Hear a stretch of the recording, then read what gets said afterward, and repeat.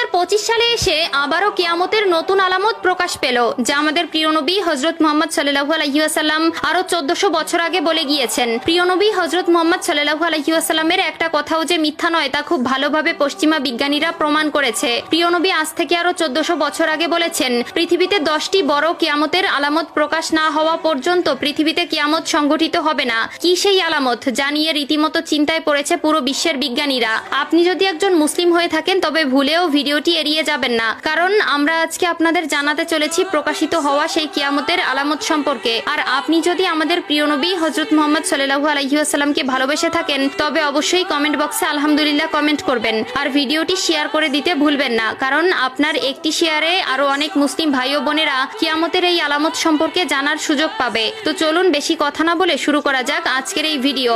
হাদিসে বর্ণিত আছে, কিয়ামত সংঘটিত হওয়ার পূর্বে পুরো পৃথিবী থেকে পবিত্র আল কোরআন উঠিয়ে নেওয়া হবে। প্রিয় দর্শক, কিয়ামতের নিকটবর্তীতার প্রমাণস্বরূপ কিছু আলামত প্রকাশ পাবে। এর মধ্যে কিছু হবে বড় আলামত, আবার কিছু হবে ছোট ছোট আলামত। ইতিমধ্যে পুরো বিশ্বে অসংখ্য কিয়ামতের ছোট আলামত প্রকাশিত হয়েছে।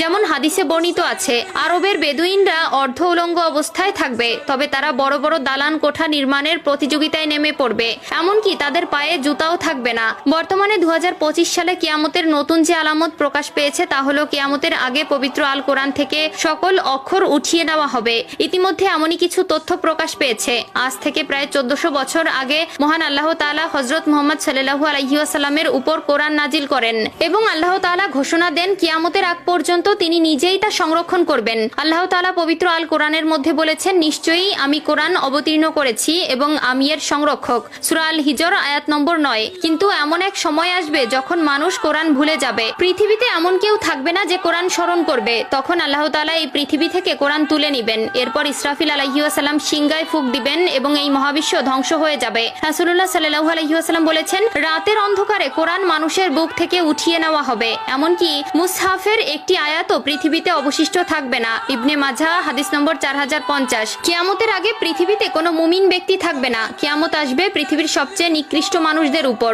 আনাস ইবনে মালিক রাদিয়াল্লাহু তাআলা আনহু থেকে বর্ণিত, রাসূলুল্লাহ সাল্লাল্লাহু আলাইহি ওয়াসাল্লাম বলেছেন, কিয়ামত ততক্ষণ শুরু হবে না যতক্ষণ না এই পৃথিবীতে এমন কেউ অবশিষ্ট থাকবে না যে বলবে আল্লাহ আল্লাহ। সহিহ মুসলিম। অর্থাৎ কিয়ামতের আগে সকল মুসলিম মারা যাবে। আবু হুরায়রা রাদিয়াল্লাহু তাআলা আনহু থেকে বর্ণিত, রাসূলুল্লাহ সাল্লাল্লাহু আলাইহি ওয়াসাল্লাম বলেছেন, আল্লাহ তাআলা ইয়েমেন থেকে একটি মৃদু বাতাস প্রবাহিত করবেন যা রেশমের মতো মসৃণ হবে। যার অন্তরে এক বিন্দু পরিমাণেও ঈমান থাকবে সে সেই বাতাসে শান্তির মৃত্যুবরণ করবে। সহিহ মুসলিম। এরপর আল্লাহ তাআলা কোরআন পৃথিবী থেকে উঠিয়ে নেবেন এবং মানুষের অন্তর থেকে পৃথিবীর সব মুদ্রিত কোরআনের পাতা থেকে সব অক্ষর উঠে যাবে। যারা একসময় কোরআনের সূরা বা কিছু অংশ জানতো কিন্তু তারা ঈমানদার ছিল না, তাদের অন্তর থেকেও সব মুছে যাবে।